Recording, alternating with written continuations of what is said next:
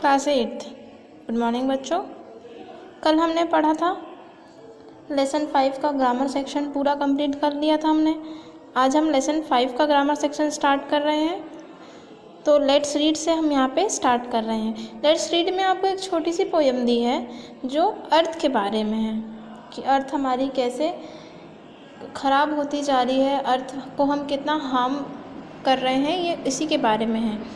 ठीक है, और अगर ऐसे ही चलता रहा तो एक समय कैसा आएगा उसके बारे में ये पोयम है। चलो मैं आपको एक एक करके इस लाइन को समझाती हूँ। The world is finite, resource are scarce. मतलब कि जो दुनिया है वो सीमित है ना। दुनिया जो है, अर्थ तो इतनी रहेगी, इससे ज़्यादा बढ़ तो है नहीं रही। जो दुनिया वो इतनी है और रिसोर्सेस मतलब कि जो साधन हैं वो इतने तेज़ी से बढ़ते जा रहे हैं कि अर्थ को क्या हो रही है, प्रॉब्लम हो रही है। रिसोर्सेज बढ़ेंगे तो अर्थ को प्रॉब्लम होगी। रिसोर्सेज बढ़ते जा रहे हैं तो उससे क्या हो रहा है, फैक्ट्रीज़ लग रही हैं, फैक्ट्रीज़ के लिए जगह चाहिए होती है तो पेड़ कट रहे हैं, कितना कुछ अर्थ को इससे प्रॉब्लम हो रहा है। एनवायरनमेंट हमारा कितना, ग्लोबल वार्मिंग बढ़ रही है। Things are bad and will be worse. चीज़ें ख़राब हैं और आगे चल के और भी ख़राब ही होती जाएंगी अगर समय ऐसे ही रहा। अगर इसी तरीके से हम अर्थ को हर्ट करते जाएंगे तो चीज़ें अभी तो ख़राब हैं और आगे भी और भी ज़्यादा ख़राब हो जाएंगी। Coal is burn and gas exploded.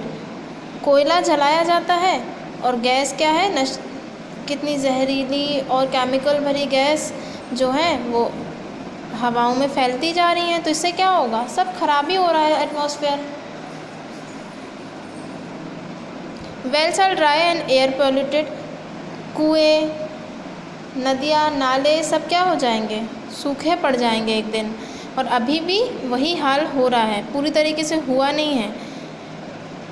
Air polluted, वायु में क्या होगा, प्रदूषण होगा बहुत। Dust is blowing, trees are uprooted. धूल उड़ रही है और पेड़ उखड़ रहे हैं।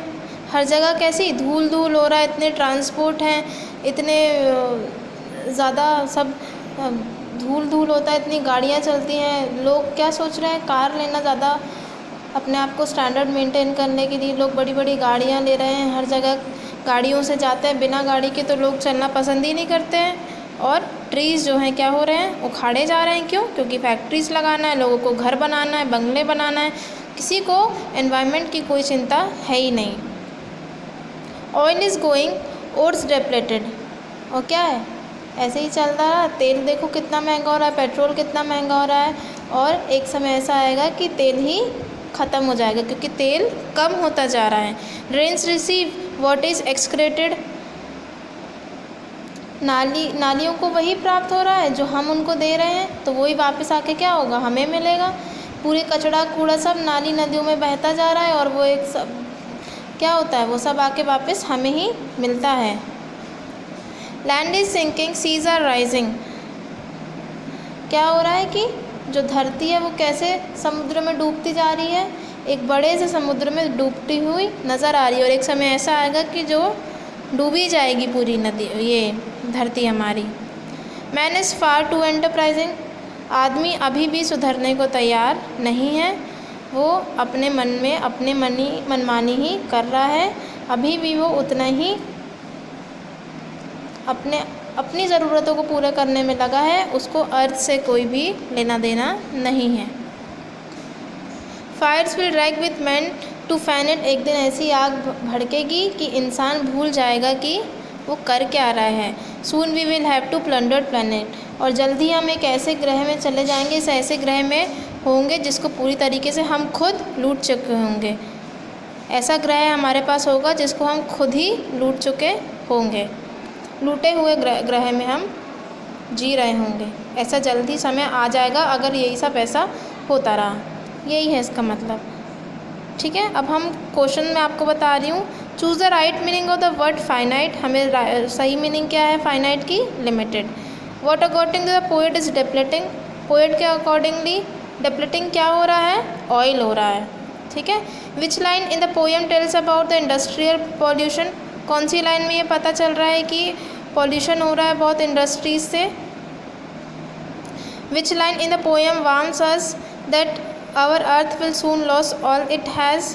किस लाइन से पता चल रहा है कि हमारा जो अर्थ है वो सब कुछ उससे हम दूर होता जा रहा है, अच्छी अच्छी चीज़ें सारी हम अपने अर्थ को क्या कर रहे हैं, भूलते जा रहे हैं, उसके प्रति हमारी क्या जवाबदारी है उसको हम भूलते जा रहे हैं।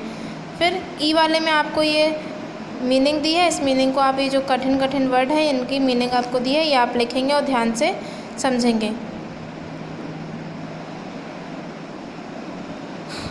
Do these word suggest a big future for Mankind.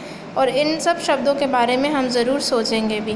Find out the nouns from the above poem which the poem use the following adjective. Noun आपको फाइंड करनी है और एडजेक्टिव जो दिए हैं उनसे आपको नाउन फाइंड करनी है। ये क्वेश्चन करना है। ड्राई क्या हो रहा है, वेल्स। प्लंडर्ड क्या हो रही है, प्लैनेट। बैड क्या है, थिंग्स। और फाइनाइट क्या है, वर्ल्ड। ये आपका हुआ कंप्लीट। अब let's write complete the following lines from the poem. Following lines जो पोएम की हैं वो तो आप पोएम से देख के कंप्लीट कर देंगे। Trees are the kindest thing I know, इसका आंसर आपको पोएम की लाइन में मिलेगा, इसका भी एंड इसका भी। ओके, तो ये दो क्वेश्चन है वो वाला, और ये क्वेश्चन आपको आज करने हैं, ये हम कल करेंगे। यहाँ तक आपका आज का आपका वर्क है। Thank you.